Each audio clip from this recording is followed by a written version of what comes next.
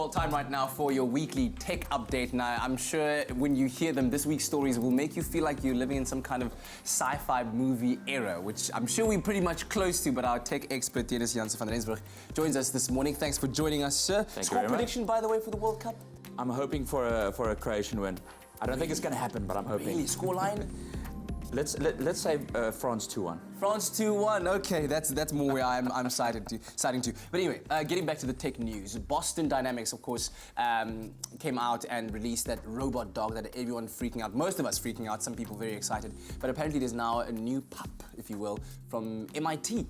Right. So robotics is a very interesting field. Yeah. So not everybody thinks that robotics is a very useful field. Let's say that. You know, there's a lot of things that need to happen for robotics to become truly useful in our modern world. Yeah. And these companies are displaying that with very realistic type prototype. So the MIT called this cheetah, and it's basically modeled off of how a cheetah moves and how a cheetah runs.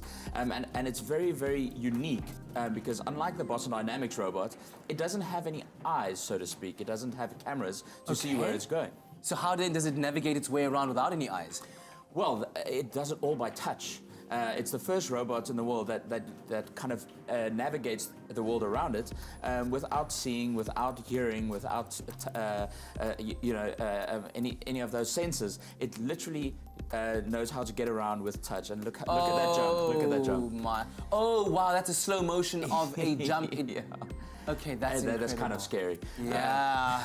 So this robot doesn't have cameras, and it essentially uses its feelers, the sensors there what touches the surface to know how to navigate the world around it and to balance, which is I just wish they'd find a friendlier design that would make you go, oh, instead of you know. Well, it's kind of difficult. It is. Okay, maybe they need to revisit the design manual there. All right, let's talk about a new way that's now been found to turn water back into hydrogen and oxygen, and how this might play out, especially in terms of deep space exploration.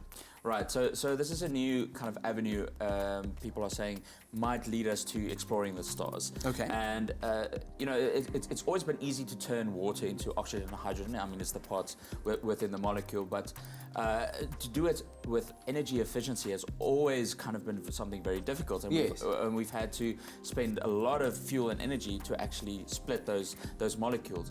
They found a new way to do that, and a lot of people are saying this might be a way for us to get to the stars. So it'll split water into hydrogen, which will be the fuel for the spacecraft, and then obviously the oxygen, which we need to breathe on a long journey throughout the stars. People are thinking that this might be the first step to us doing, you know, those long space journeys. Absolutely. Are we going to be able to use ocean water for that, do you think?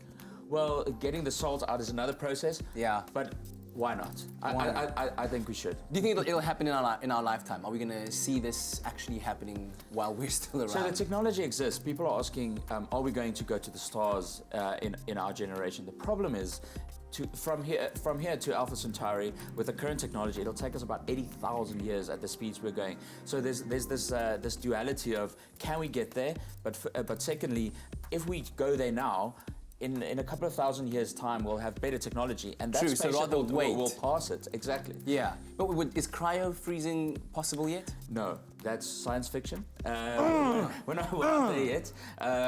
But it is theoretically possible, and people are thinking that's the way we're going to do it. Yeah.